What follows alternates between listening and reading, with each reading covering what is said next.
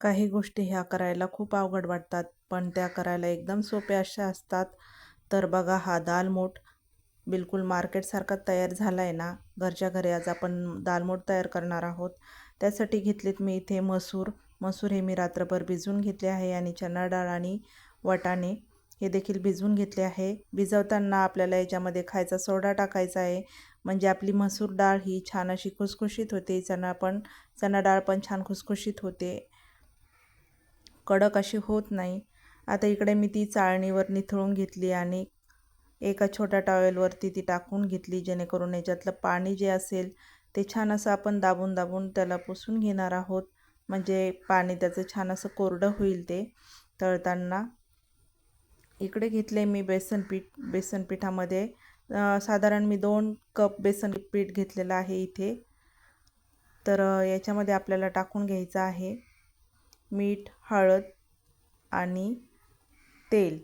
तेलामुळे आपली शेव ही छान अशी खुसखुशीत तयार होते आणि आवश्यकतेप्रमाणेच पाणी घ्यायचं आहे.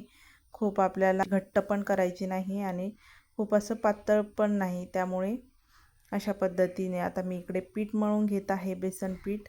छान असं व्यवस्थित अगोदर त्याला मी तेलानं एकजीव करून घेतलं, मळून घेतलं आणि लागेल तेवढं पाणी आपण आता याच्यामध्ये ॲड करून बेसन पीठ मळून घेणार आहोत. बघा, अशा पद्धतीने आता आपण पीठ मळून घेतलं आहे. अशा पद्धतीचं पीठ आता आपलं तयार झालेलं आहे. जास्त घट्ट पण नाही, जास्त नाही असं पातळ पण नाही. आता इकडे मी तेल गरम करायला ठेवलं होतं अगोदरच.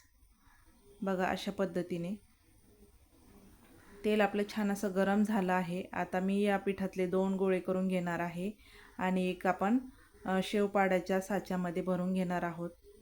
छान असं भरून घेतलं की आपण लगेच शेव पाडून घेणार आहोत.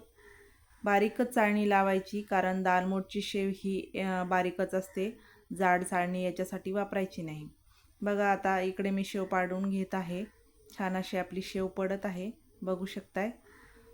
ही शेव आणि लगेचच छान अशी तळल्या जाती. त्याला जास्त वेळ लागत नाही, कारण बारीक शेव असते ना, ही पटकन तळल्या जाते.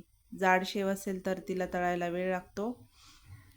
आता आपली शेव आपण अशाच पद्धतीनं सगळी तळून घेणार आहोत.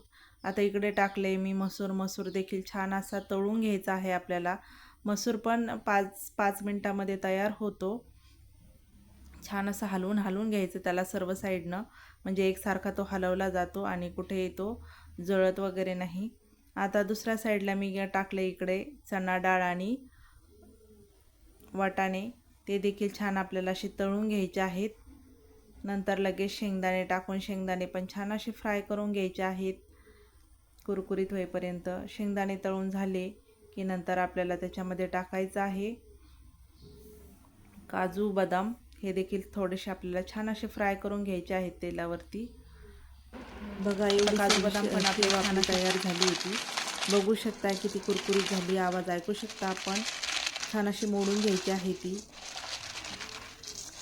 छान अशी मोडून झाली की आपल्याला त्याच्यावरती तळलेले सर्व साहित्य टाकून घ्यायचं आहे आणि त्याच्यावरती आपल्याला लगेचच मिरची पावडर, हळद, चाट मसाला आणि धना पावडर, जिरा पावडर टाकून घेणार आहोत आपण. मीठ टाकून घेणार आहोत.